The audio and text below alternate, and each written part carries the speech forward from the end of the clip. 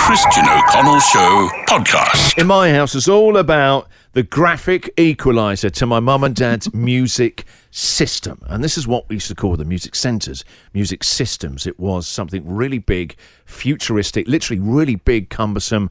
They were either all the units like the turntable, the radio with the big old tuner and the speakers and the graphic equalizers stacked on top of each other or sort of lengthways. But it was a big old beast, often on wheels. And in my house, you did not touch that. No. Right, you did not touch anything on to do with it, right? Did you also have the glass cabinet? Glass door. Yeah. The glass door, and my dad would go, I know if you touched it.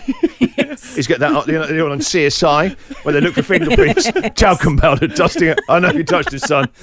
Was there anything in the house? My dad was like, don't ever muck around with the graphic equalizer levels.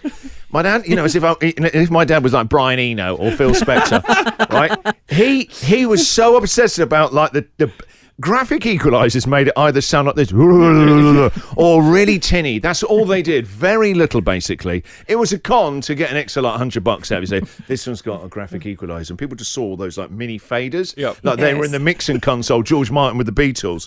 So my dad had a notepad in the unit that went next to it, right, where he actually had on there marked what the levels or all the graphics that he'd equalised. Just so he only ever played one album by a great Irish band called the Dubliners. He only ever played one album. We have 5 million hogs, 6 Irish grandparents. 7 Dad's Irish, so he used to always play this. We had 8. And those levels were all set perfectly for the Dubliners. So you can tell if the bass is too high. Oh, in he the song. know. That and the fingerprints. Get in here, son. Don't tell me you touched the treble. Bass I can live with.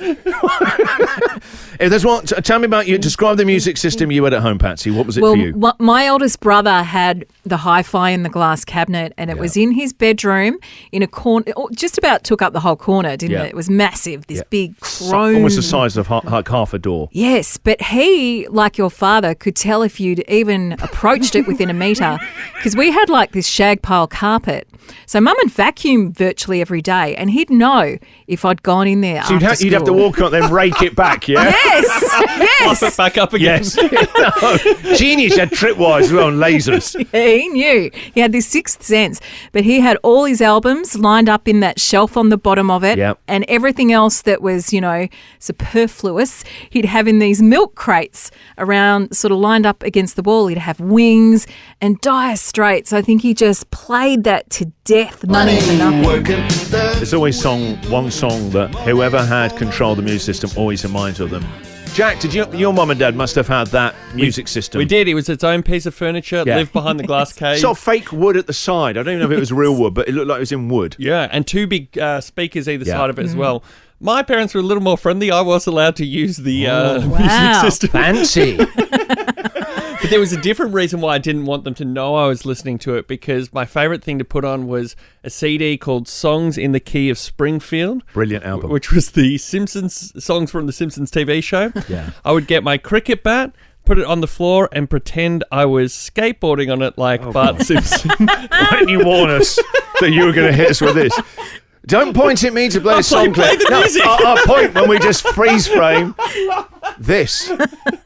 Take me back to the skateboard. Yeah, so I guess some people would use a cricket bat to play air guitar along with Or their in favourite Australia songs. to play cricket with. Yes. Not me. I put it on the pointy end so it had a bit of rock back and forth, and I would stand on it and try and balance and pretend I was in the opening titles of The Simpsons, riding through the streets like Bart Simpson. On a cricket bat. I did this a lot. Thank you for your confession. On that cricket bat, skateboard.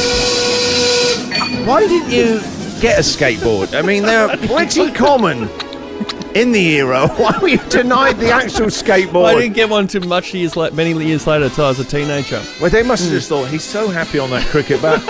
Does he not think we know what he does to it? And everything else he gets up to as well. The Christian O'Connell Show podcast.